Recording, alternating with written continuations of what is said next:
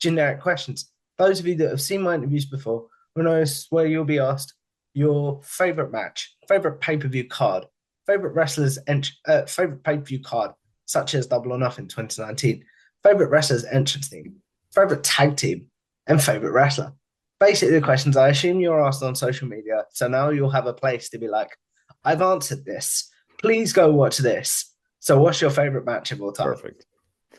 My favorite match of all time would probably be the 3 Stages of Hell match with Triple H and Stone Cold. I believe that was in 2001. No Way Out, I believe. Yes, No Way Out. Yes. And it ended with the cage match. That is such a chef's kiss of a storytelling in the ring. I love that match, man. Those were 2 guys that were at the very height of their powers, that were able to just tell a Rembrandt, a Picasso, just a masterpiece in the ring. And I love that match. That's really, really cool. What about your favorite overall pay-per-view card? Survivor Series 1998, baby. What was it? Deadly Games, right? Yeah. I love that pay-per-view, and I'll tell you why, dude. Like, the storytelling going into that show was like everyone in that tournament mattered, and everyone in that tournament had their own narrative going on. And the masterstroke in that was, during the tournament, you see all these different storylines kind of intertwine with each other, and they all play an impact. And then you have the swerve ending with Rock becoming a heel and winning the title at the end. It's like, dude, that is a perfect pay-per-view in my opinion. That's really, really cool. Just quickly, it sounds like I know the answer based on the match and the pay-per-view. You're a story over moves guy, correct? I would say they're both.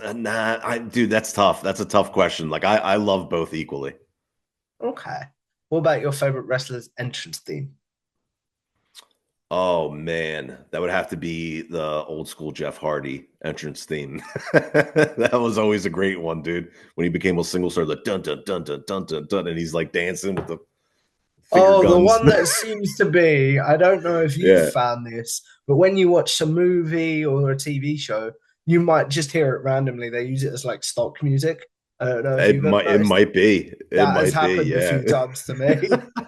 I'm not Uh, surprised. It's a great theme. what about your favorite tag team? My favorite tag team, man, I would have to say the Briscoe brothers. Mm. The Briscoes, the not the old Briscoes, like the new one, Jay and Mark Briscoe.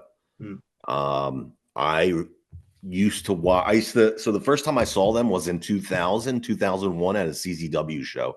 I don't even think they were 18 years old yet, and they were incredible, dude. I saw them face each other at I think the first or second best of the best tournament for CZW. 5-star match, incredible. The J Driller back then was unheard of. No one was ever doing that back then. And Mark Briscoe's athleticism, he was doing like that, moonsaults off the top onto the floor, which was completely concrete. And then I remember Jay Briscoe's match against Justice Page. This is over 20 years ago. And I just remember saying, like, that dude, Jay Briscoe, is going to be a star, because I'm pretty sure he wasn't even 18 yet when he had that match with Justice, what's his name? Justice Payne, yeah.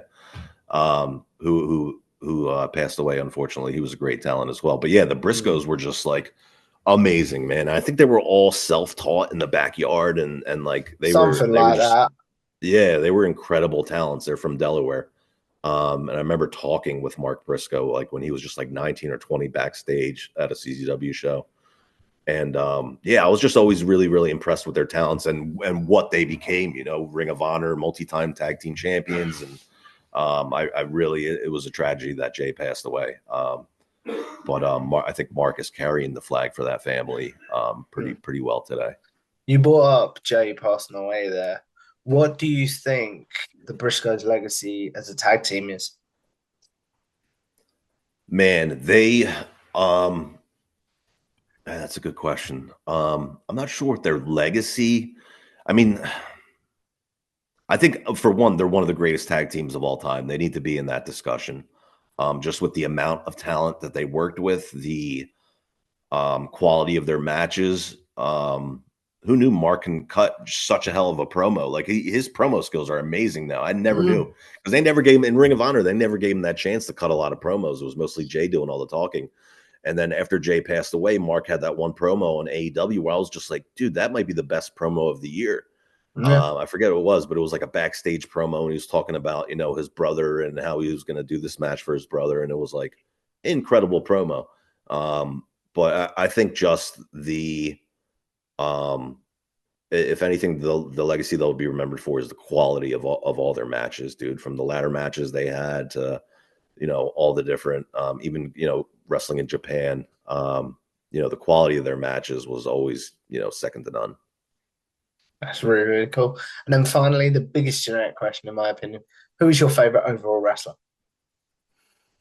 Man, that's so hard. That's like asking me what my favorite movie is, but I will give you an answer. I'm gonna have to say the guy that put everything together better than anyone else would probably be Stone Cold.